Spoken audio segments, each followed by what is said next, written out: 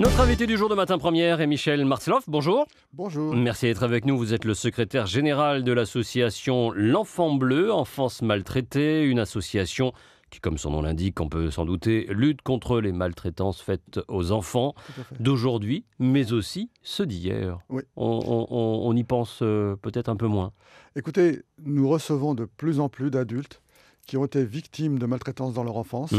Et c'est vrai, vous avez complètement raison. Il y a une vingtaine d'années, on n'en parlait pas pour des raisons de honte. Et aujourd'hui, parce que les médias en parlent, et les médias ont fait beaucoup de choses positives dans ce domaine-là, les gens nous appellent, quelquefois trop tard parce que la prescription empêche toute action sur le plan juridique. D'accord. Mais il y a encore beaucoup de travail qu'on peut leur proposer gratuitement sur le plan des thérapies psy. D'accord. C'est aussi les raisons pour lesquelles ces adultes, anciens enfants battus, viennent vous voir pour essayer d'y trouver une solution, un équilibre, un soin, une attention. Oui. Écoutez, la maltraitance entraîne des désordres physiques et psychologiques terribles. Et c'est souvent des gens qui peuvent réussir dans la vie, mais qui ont des problèmes énormes, notamment des problèmes affectifs ou des choses comme ça. Et ils viennent nous voir longtemps après pour des tas de raisons, de honte, on ne me croira pas, on ne m'a pas cru quand j'étais petit, pourquoi on me croirait maintenant, il y a si longtemps. Et nous, on les aide justement à débrouiller cela. Un Français sur 10 se dit victime de maltraitance, se dit avoir été victime de maltraitance. En 25 années de militantisme au sein de cette association, Michel Martloff, avez-vous le sentiment que les choses ont évolué? On dirait que non. Alors, je nuancerais. Je dirais qu'effectivement, il y a eu de nombreuses lois qui se sont succédées, notamment deux lois essentielles, celle de 2007 et celle de 2016, qui ont fait progresser, si vous voulez, dans la protection des enfants qui ont été repérés. Mais le problème, c'est que un sondage que nous avons fait il y a 2 ans montre que, en fait, c'est simplement les enfants repérés, c'est 10% des enfants maltraités. C'est-à-dire qu'il reste les 90% restants. Et c'est à ça, c'est là où se trouve le problème. C'est les maltraitances intrafamiliales qui représentent l'essentiel de l'iceberg immergé invisible ou invisible. Et donc, notamment le plan de la ministre et nous, tout ce que nous faisons, c'est pour essayer de sortir ces enfants de l'ombre.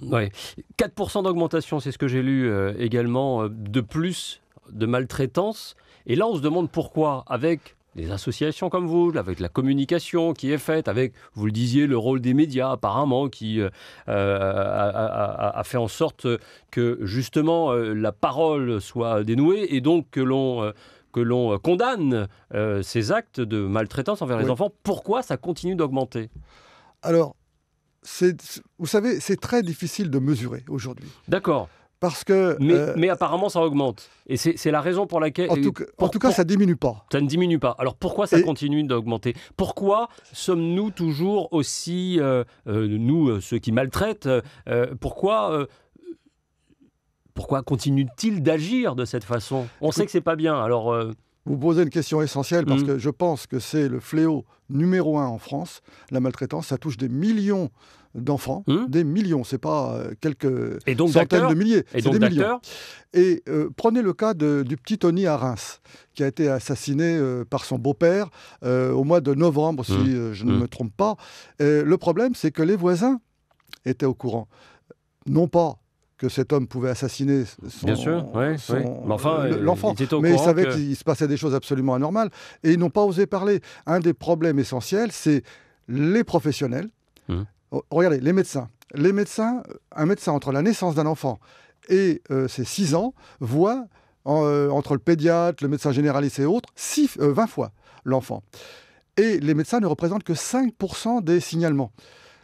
Donc là, il y a un vrai problème de formation, d'information. Si les médecins sont tenus de signaler, et de dire... Le secret professionnel est levé, et c'est la loi qui le dit, c'est l'ordre national des médecins qui l'indique et qui le soutient, et malgré tout, ça ne se développe pas. les voisins, les professionnels. Et des professionnels au contact avec les enfants, il y en a de nombreux, dans des centres aérés, dans des écoles, également dans des hôpitaux. Ouais. Et tous ces gens-là ont besoin d'une formation initiale dans leur diplôme sur la maltraitance, mais également des formations continues. Quelles sont les raisons de la maltraitance ? Alors, les raisons de la maltraitance, elles sont multiples. Moi, une des choses que je constate souvent, c'est qu'on a souvent affaire à des couples qui ont été eux-mêmes maltraités. Souvent, ce sont des gens qui ont été maltraités dans leur enfance, qui ne justifient absolument pas le fait de reproduire. Mais c'est souvent le cas des gens qui manquent énormément de maturité, qui rêvent un enfant idéal, un enfant, vous savez, vous l'avez peut-être vous-même, un enfant, c'est pas uniquement de la joie tous les jours. Il faut aussi... oui, c'est pas facile, c'est ce que vous voulez dire. Un enfant n'est pas facile à il y a des éduquer, difficultés, c'est compliqué, ça prend la tête. Pleure, D'accord. ça vous réveille la nuit, etc. Oui. Et il y a des gens qui ne sont pas capables d'assumer ça. Il y a des familles... Par manque de maturité ? Parce qu'ils ont été maltraités ? C'est pas simplement parce qu'ils ont été maltraités. Il y a un manque d'éducation, il y a un manque de... On est très fréquemment dans des parties civiles, dans des procès d'assises où il y a eu infanticide. Et à chaque fois, je constate que la justice aurait dû dire ces parents ne sont pas aptes à élever un enfant. Et nous devons les placer dans une famille d'accueil qui va s'occuper avec beaucoup de soins. Quand vous assistez à ces procès, systématiquement, ça, c'est des observations que vous faites. Ça fait longtemps qu'on aurait dû retirer ces enfants à ses parents inaptes à pouvoir le faire. C'est parfaitement exact. Et en fait, si vous voulez, en France, au sens large du terme, la justice veut absolument, à tout prix, réintégrer ces enfants dans leur famille et les jette dans les parents qui sont inaptes, totalement inaptes. Est-ce qu'il y a un profil type de parents, alors en dehors de ceux qui ont été maltraités et qui reproduisent un peu ces schémas éducatifs, on va dire, il y a un profil type de parents d'un point de vue social, économique, voire ethnique, mais dans le sens, il y a des habitudes éducatives. Oui, je comprends. Écoutez, moi je vais vous dire une chose qui est claire et sur laquelle dans nos dossiers, et vous avez aussi des gens plus modestes qui maltraitent l'enfance. Il peut y avoir des facteurs qui ne sont pas liés à de la maltraitance, mais qui fait que les gens n'ont pas d'argent, ont besoin d'être aidés. Et là, il faut que l'enfant reste dans sa famille et que les services sociaux, les PMI, les prennent en charge. Mais au sens de la maltraitance, c'est-à-dire celle que la loi réprime, non, il n'y a absolument pas de lien selon l'appartenance sociale. Il y a plusieurs formes de maltraitance, justement, bien physique, psychologique, alors, voire sexuelle, etc. Voilà, la maltraitance sexuelle dont on parle beaucoup, notamment les incestes. On parle... Tenez-vous bien, on parle dans un sondage récent fait avec l'Institut Harris Interactive, donc institut sérieux, de l'ordre de 4 millions d'enfants victimes d'inceste. Alors, inceste au sens général. Avec parents directs ou bien de cousins, oncles, neveux, nièces. C'est des liens de parenté directs. C'est des liens de parenté directs. Oui, tout à fait, c'est tout à fait ça. C'est énorme comme chiffre. Ben oui, c'est énorme. En fait, aujourd'hui, on est incapable de sortir un chiffre qui serait un chiffre qui résulterait d'une remontée d'informations du terrain. Mais ça, c'est des chiffres, c'est des sondages qu'on obtient à partir de sondages auprès du grand public. Vous dites qu'on peut être accusé de maltraitance lorsque on expose l'enfant au spectacle de violence entre partenaires intimes. Oui. Un papa et une maman qui se battent. Enfin, qui se violentent, ça peut être devant leurs enfants, ça peut être considéré comme de la maltraitance. Alors, ça peut être, bien sûr, parce que, si vous voulez, l'enfant a besoin d'une ambiance de sécurité et des parents qui se déchirent, ça entraîne des dégâts sur les enfants. Et les violences intrafamiliales entraînent des dégâts sur les enfants qui sont extrêmement durables, comme la perte de confiance en soi, le manque d'estime de soi, mais également la répétition. Plus tard, j'ai vécu ça, je ne connais que ça. J'ai vu mes parents se déchirer, se taper dessus, voilà, donc c'est normal.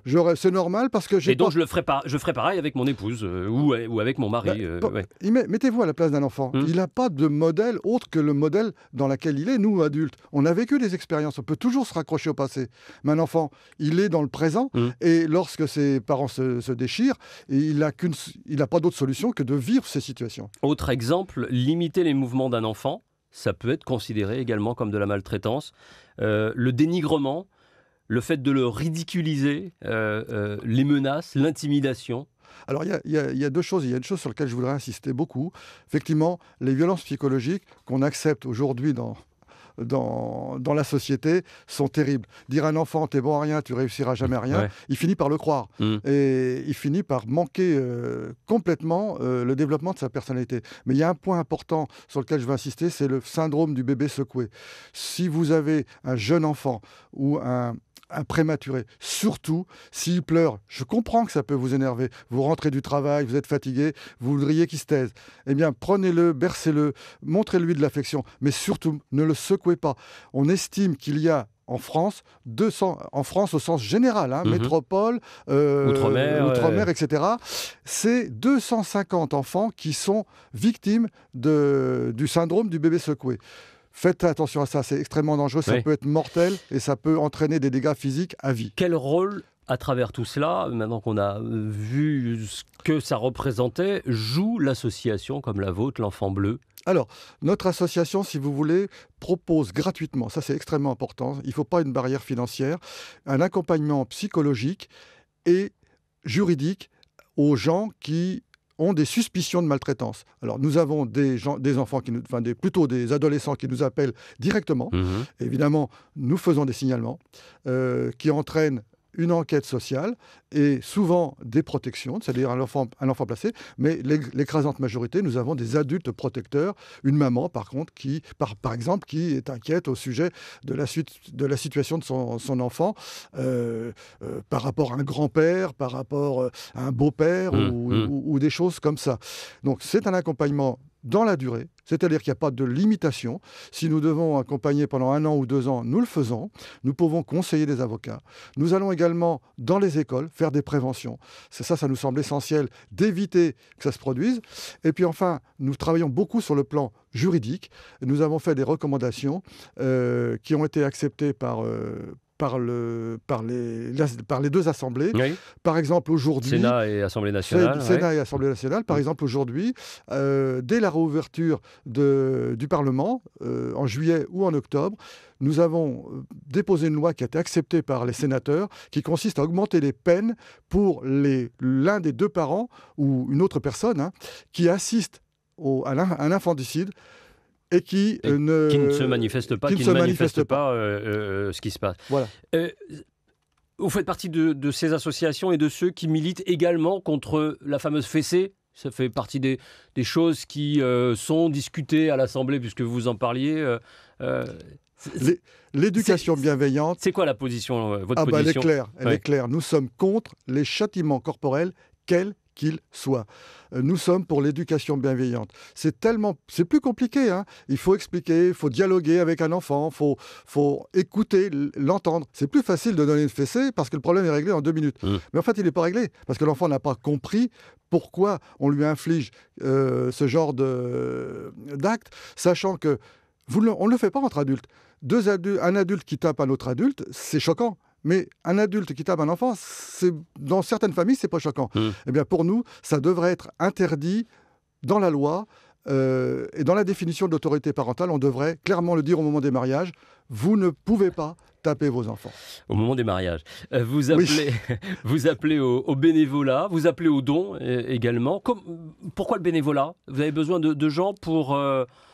être à l'écoute, être des sentinelles, on va dire, c'est pourquoi ? Dans notre association, nous avons 2 types de personnes. Nous avons des salariés, parce qu'évidemment, Nous avons besoin d'avocats, et un avocat, ça se rémunère. Ça se rémunère et donc ça ne s'improvise pas. Ça sert à ça. Les psychologues qui peuvent accompagner des gens sur plusieurs mois, voire plusieurs années, ils ont besoin d'être fixes et d'être rémunérés et spécialistes, mais nous avons une majorité d'écoutants. C'est-à-dire des gens qui vous prennent au téléphone, qui passent le temps avec vous pour essayer de comprendre votre situation, qui vont être accompagnés bien sûr tout le temps par un professionnel qui va leur dire exactement qu'est-ce qui peut être fait, mais ces gens pour nous sont essentiels et nous recrutons tout au long de l'année dans nos 6 associations en France des gens qui veulent bien passer une journée par semaine pour être à la disposition des gens qui éprouvent des difficultés, voire des enfants.